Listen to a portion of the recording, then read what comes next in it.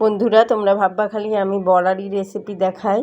তো শীতের দিনে এখন একটু ভাজা পোড়া না হলে কি ভালো লাগে বলো তো?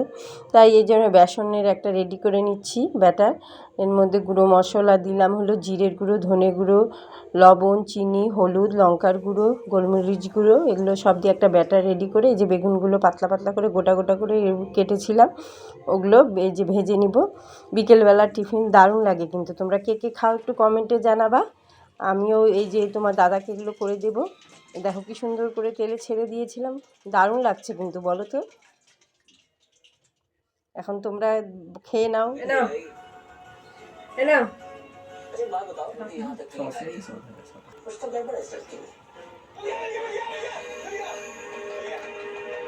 চপ খাচ্ছিও? বেগুনের চপ, বেগুনি হেভি টেস্টিফুল।